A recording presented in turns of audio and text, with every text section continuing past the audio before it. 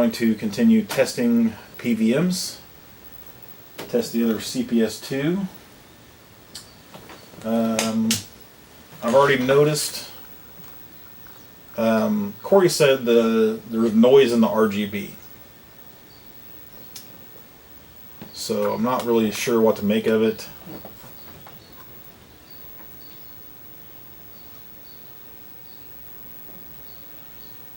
Kind of hard to see here, but it just looks like maybe the sync, especially at the top, is just a little squiggly.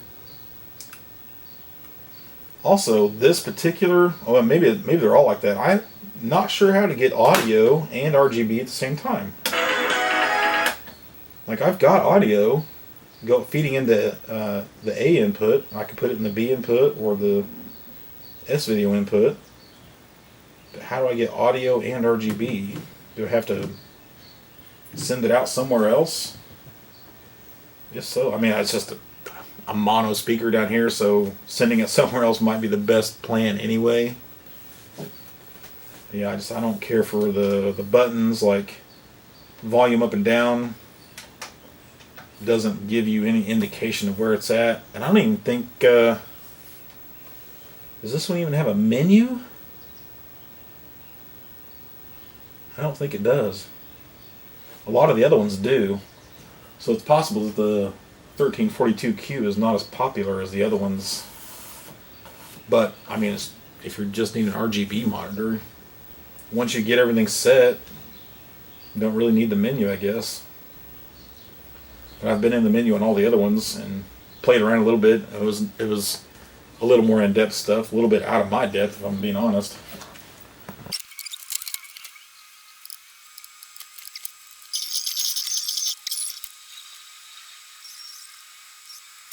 Okay, there's a good indication.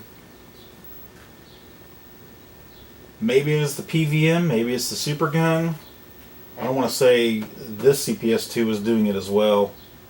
The lines just aren't straight at the top. Seem to be pretty okay at the bottom. Not perfect. That's very cool. That test mode, it's very, very handy. Seems like, I don't know if it's the game or what do you call it, the A board or the B board on CPS2. But the main board only has right audio.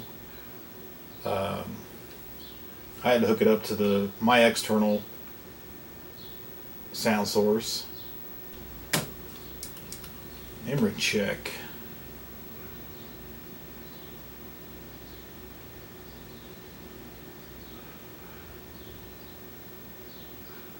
Ah, very cool.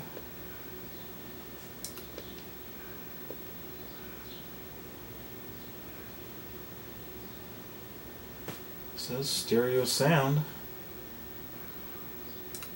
Well, anyway.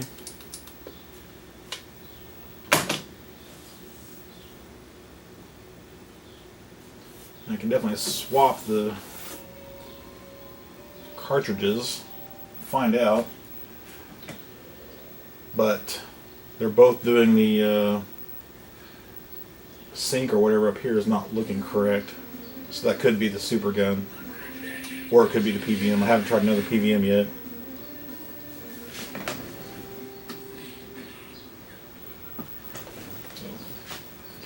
Also, I noticed in the camera there's like a line coming through. That's not, yeah, right there. That doesn't actually show up in real life. That's just the camera. I guess the refresh rate between them is different. Anyway.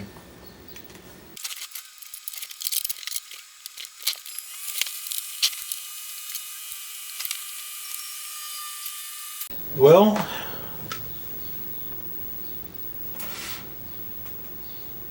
I'd say this one actually looks a little better.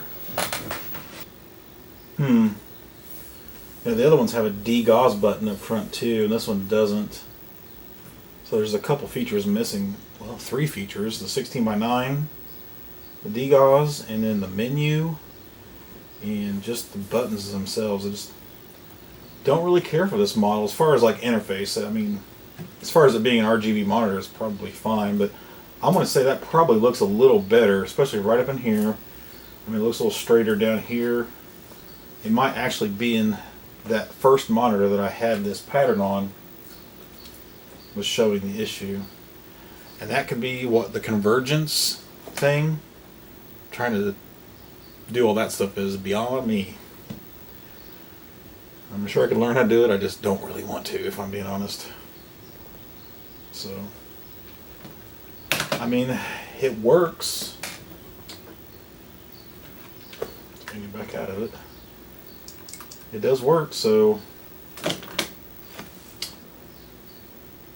not sure if I really should be worried about too much more than that, honestly. You know what, I don't hear the fan running. I need to remember that. I think I bought these with fan not running.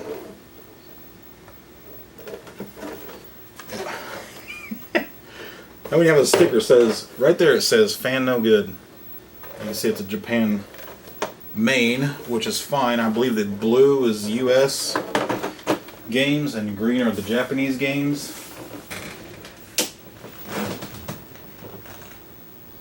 Yeah, the fan's not running on this one either, so I don't want to run them. They're not like major sources of heat, so the fan that was on the CPS2 is super loud apparently, and apparently you can just modify it from a 12 volt down to 5 volt or 7-8 volts, and it'll quiet the original fan way down. You can just leave it in there.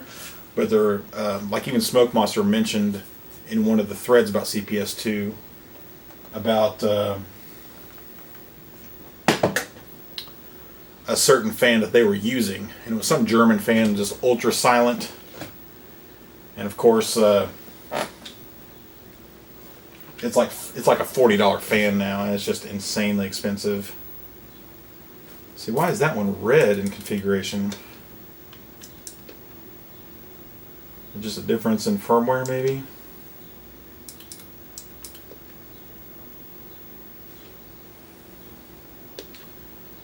Let's see, I was looking for the sound, right?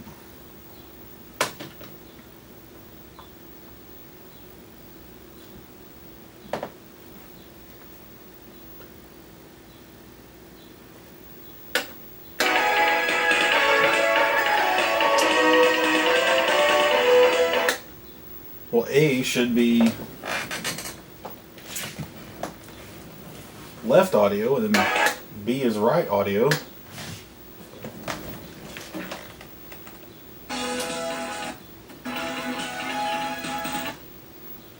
Yeah, the RCA jacks have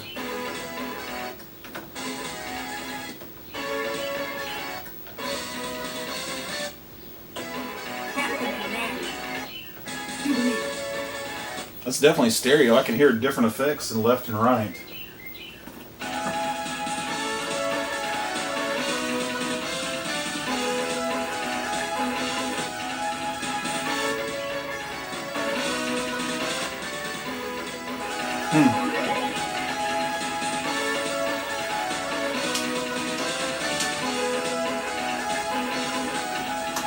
Another problem I'm seeing with this SuperGun is nothing's labeled. I mean, obviously you've got your RGB pots, and then like coin, and then I think test mode. I think, yeah, bottom red button is test mode.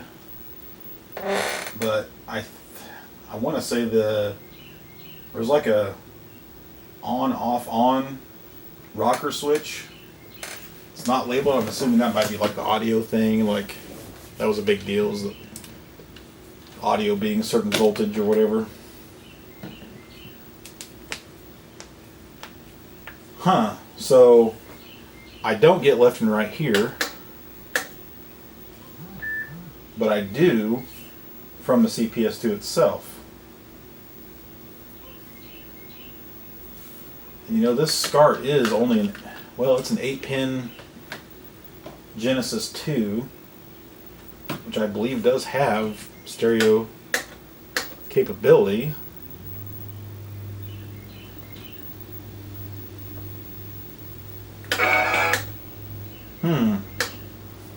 I also see that the SuperGun has composite and component and stereo outputs. No left, no right. Should I be seen?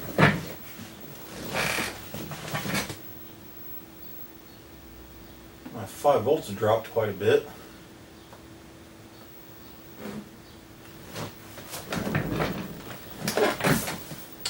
That was weird. Something happening while I was moving around.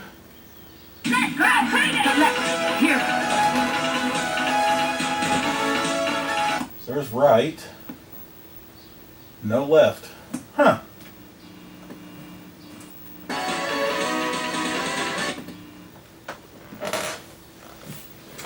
But there's definitely left out of the CPS2.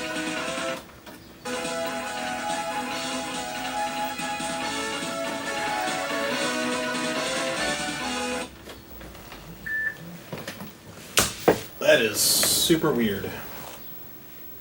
I'll have to investigate that one.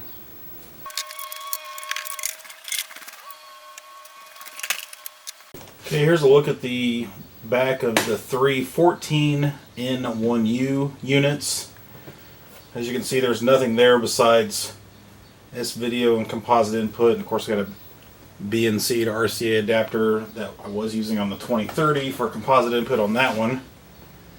And the rest of them actually don't have a attached power cord. I'll have the normal PC cord socket. So these 3 are all tested. Not real sure if anybody in the video game community would be super interested in any of these. If not, I'll just sell them on eBay. But we'll skip through those. One thing I do like about these is they have the handle right here. The rest of them do not. That is perfect. It's in a perfect place to carry these things around. God, I wish the rest of them had it, but they just don't, unfortunately.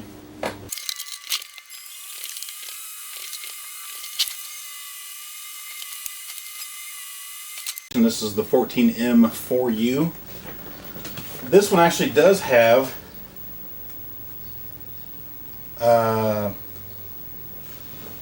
an audio input right next to the RGB inputs.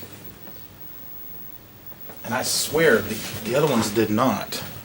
The 1342 Qs, I mean, it's not the same configuration,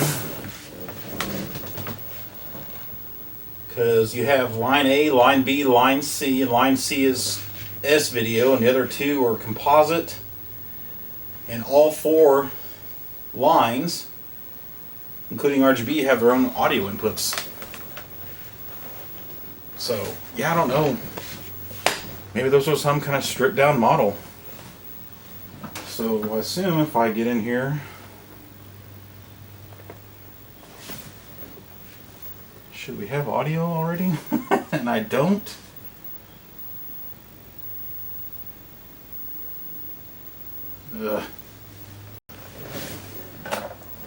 Seems like I should. So here's the 16 by 9 button. Horizontal vertical delay. Underscan. Blue only. Which, come to think about it, I hit those buttons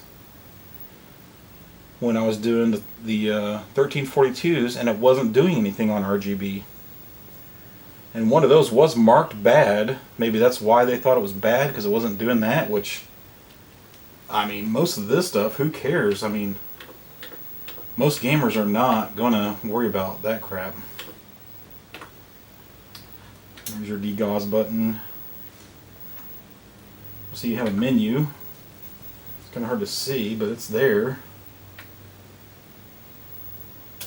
And then you have pots for everything, which just makes it so much easier than them damn buttons. And you have some idea where you're at with these. Brightness. I don't think the phase does anything in RGB either. Contrast. Looks better if it's cranked, actually. And then volume, aperture. That might be more of a encoded video thing as well. But there's like indents for the middle, like you expect on some pots. For some reason they don't look quite right unless they're cranked up a little bit, like brightness and compositeness video chroma looks better for chromas ramped up a little bit past half, and same with contrast. So awesome. Why do I not have video again?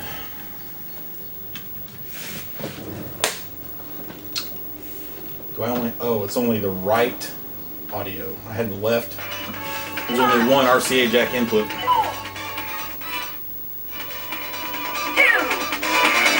1, 0. Okay. That sounds like crap. So you wouldn't want to use this for your audio anyway, but at least you know it works. Let's see. Let's go into test mode here.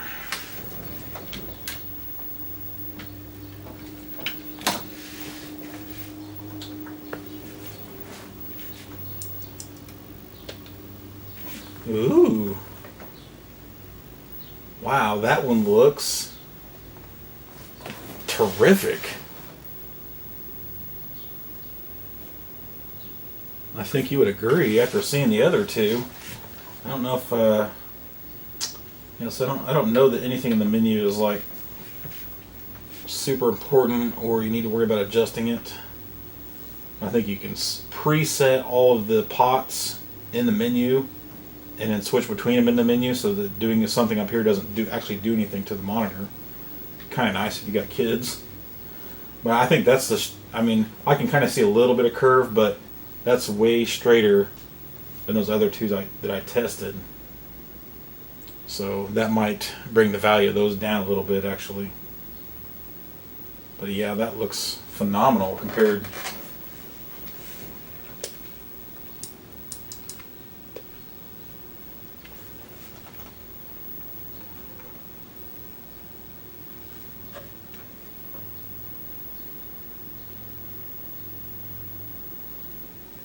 So this is going to be the one that replaces my 2030. It will be a little bit of a space savings, and it's just going to be a better quality video on the tube. Super. Let's go to the next one.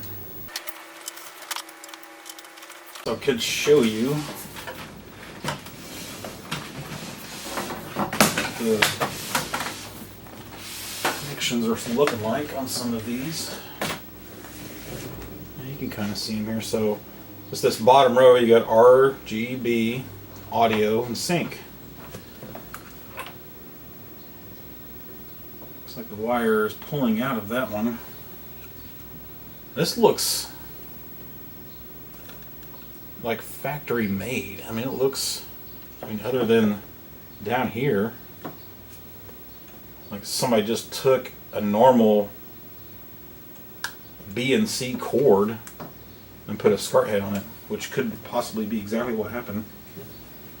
So then you got your two composite A and B, and then your S video on C input. Obviously there's some kind of remote thing you can do for studio. That's the other thing, that the 1342Qs had a digital RGB. It almost looks like a VGA connector.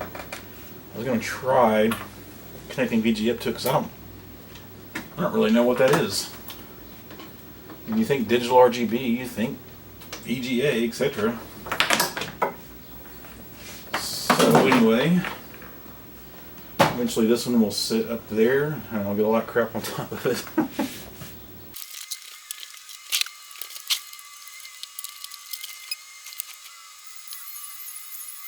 Okay, so I only had one of the 14 M4Us. Now I'm on to a 1354Q. Let's say I have two or three of these. The back looks exactly the same as the 14 M4U. That I can notice the menu only has one page, just these four options, whereas the 14.4U had like 3 pages of stuff. Chroma setup, color tint balance, caption vision, and user config. Maybe the user config is the other pages. Yeah, it looks like the same stuff. Alright.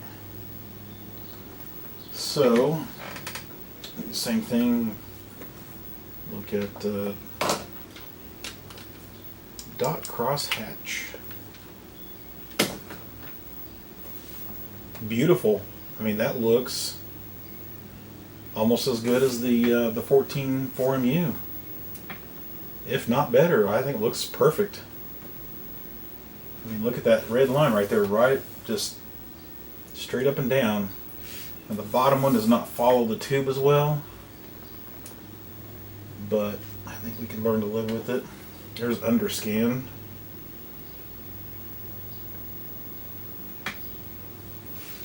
It's a little more distorted. Sorry, I got to get in front of the camera to get a straight on view.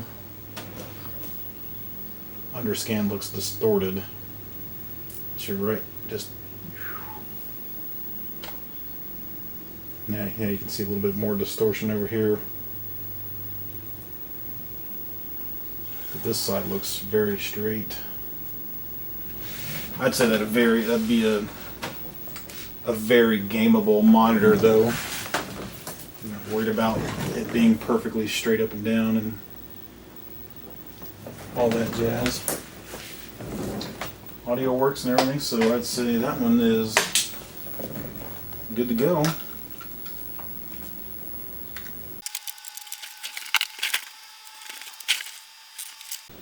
Okay, so this one is another 1354Q.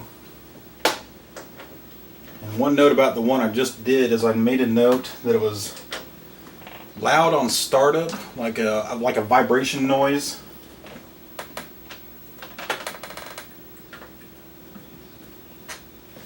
And I've got a note on this one that says it's jumpy. The video is jumpy on startup, and I guess it goes away when it gets warm. But it showed it on composite and this video.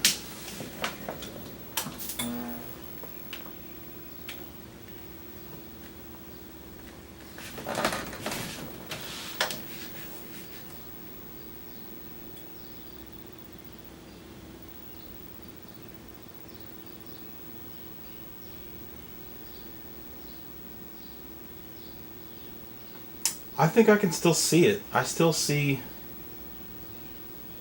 It's like some vertical jumpiness.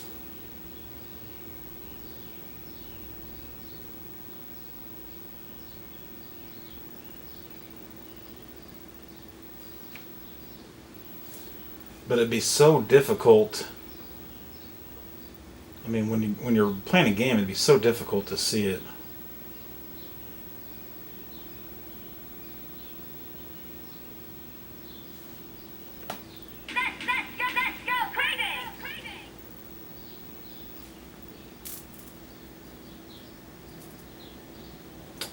Yeah, if I hold something up to it,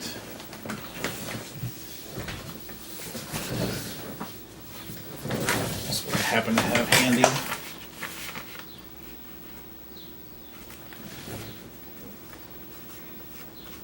If I just have like one line, that one or two lines of that yellow, I can just see it twitching very, very faintly up and down. Not real sure I could get that on video. It's so subtle. I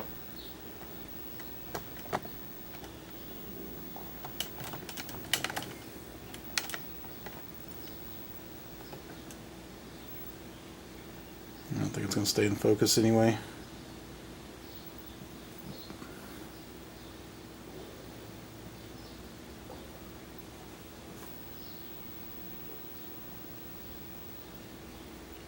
I mean, it's such a minuscule amount of movement. It's really hard to capture.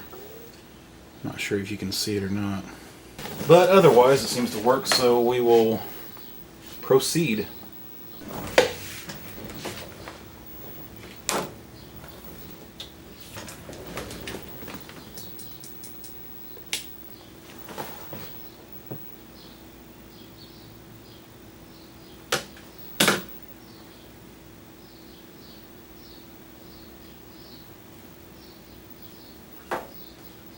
What's funny is I don't actually see it. No, yeah, I see it. right there, you can really tell right where that red line starts to come in.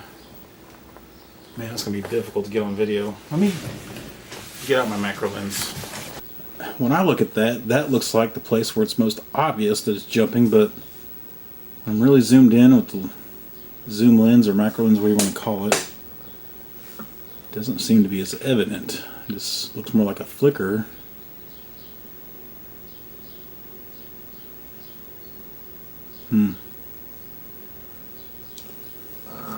Well, anyway, I've made a note of it, and other than that, it seems to be working. Let's move on to the next one.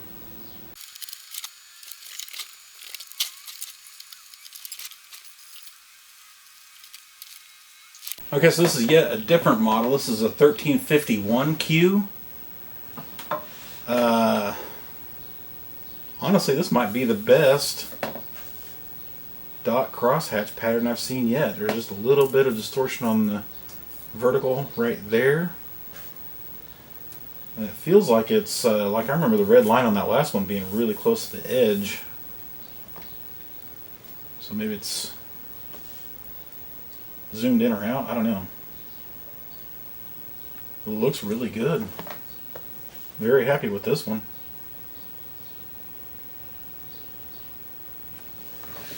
So, we're getting there.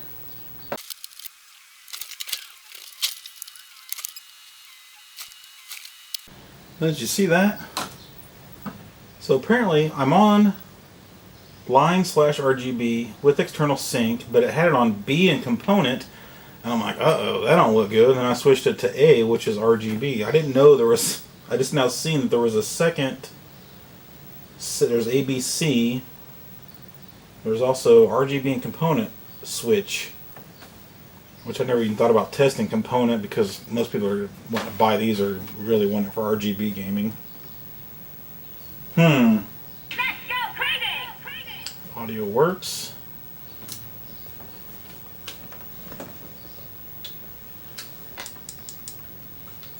Definitely seeing some interference on this monitor now, though. So if maybe that's what Corey was talking about with the SuperGun. Maybe it just only happens after it warms up. I don't know.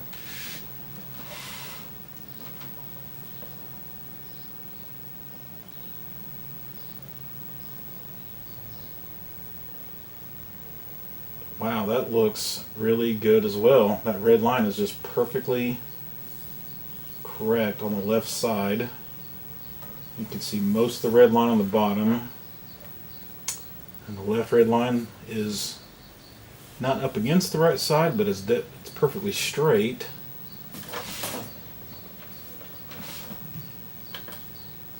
Yeah, it's usually in the underscan where you can kind of see a little bit of distortion or something, but it looks really, really good. I would say these last two, the 1351Qs, are probably the best ones that I have, besides the one that I'm keeping for myself.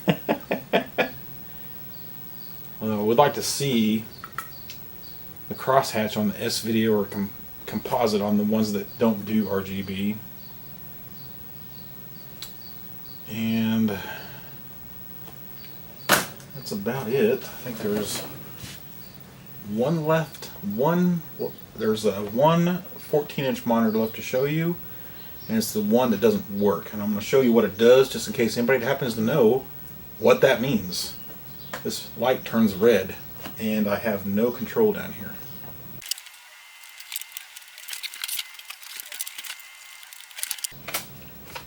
Okay, this is also a 1354Q, which those are the ones that had the loud startup and the jumpy video on startup, but worked.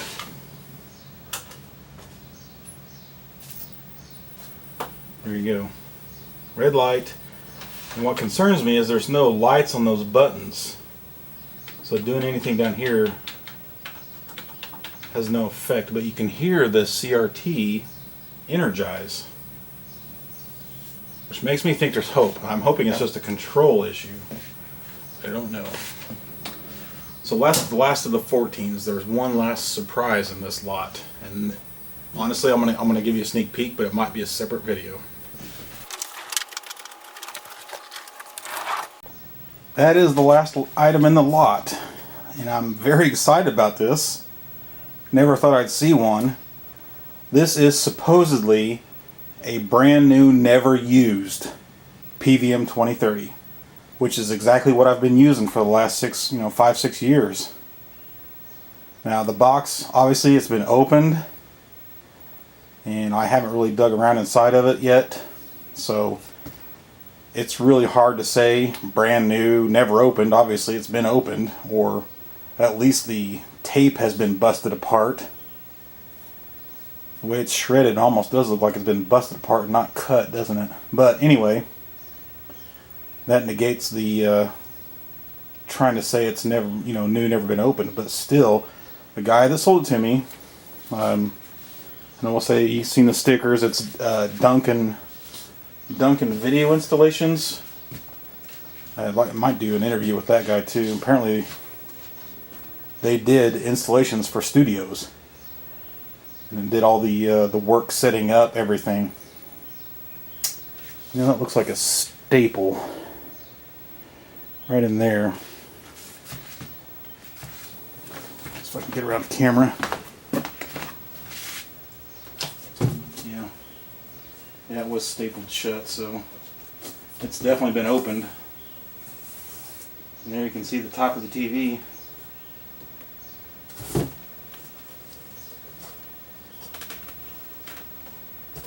What I don't see offhand is any manuals or anything. Actually, it looks like I'm looking at the bottom of the TV. But there you go. How awesome is that? I can't wait to open that one up and see what's up, see what's going on with it.